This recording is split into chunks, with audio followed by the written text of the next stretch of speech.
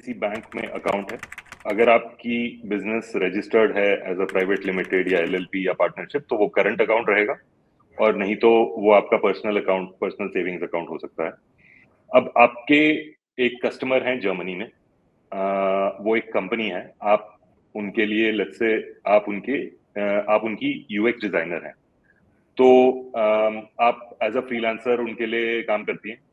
अब उन योर आपका जो इनवॉइस है हर महीने उनके पास जाता है, लेट्स से $3,000 का। तो लेट्स से महीने की 5वीं तारीख को आप इनवॉइस रेज करती हैं और उनके पास वो पहुंच जाता है इनवॉइस ईमेल पे।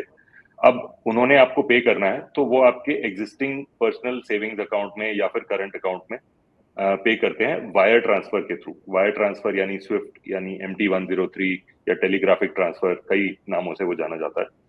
तो अब वो जो वायर ट्रांसफर का प्रोसेस है, उसमें वो अपने किसी जर्मन अकाउंट में जाके, उसकी नेट बैंकिंग में जाके वायर ट्रांसफर की रिक्वेस्ट रेज करते होंगे।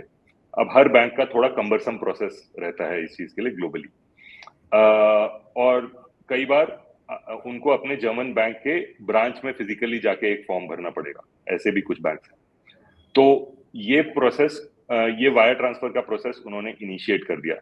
मान लेते हैं कि आपने जो इनवॉइस रेज की थी वो यूरोज में की। यूजली हमने यही देखा है कि इंडिया से जो फ्रीलांसर फॉरेन कस्टमर्स के लिए काम करते हैं, वो फॉरेन करेंसी में ही इनवॉइस रेज करते हैं, डॉलर, यूरो, पाउंड एक्सेट्रा। तो आपने यूरोज में इनवॉइस रेज की, लेट्स से €3,000। तो अब वो €3,000 का उन्होंने वायर ट्रांसफर वहां से स्टार्ट कर दिया।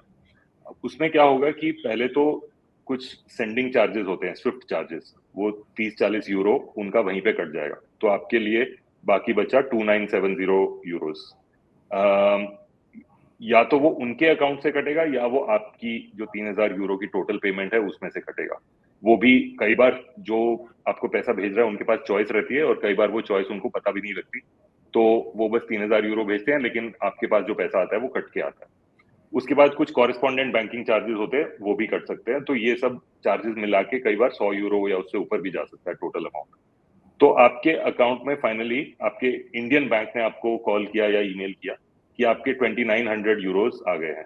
अब आप सोच रहे हैं कि वो €2,900 कैसे हुए, आपको तो €3,000 आने थे। तो चलिए, जो भी है, आपने फाइनली अपने बैंक के लिए कुछ फॉर्म भरे और कुछ पर्पस कोड डिक्लेयर किया, ये सब किया। उसके बाद आपके बैंक ने यूरोज को INR में कन्वर्ट किया, इंडियन रुपी में कन्वर्ट किया। उस टाइम पे जो भी रेट चल रहा था, उस रेट मान लो कि वो रेट 90 चल रहा था उस टाइम, यूरो टू INR का।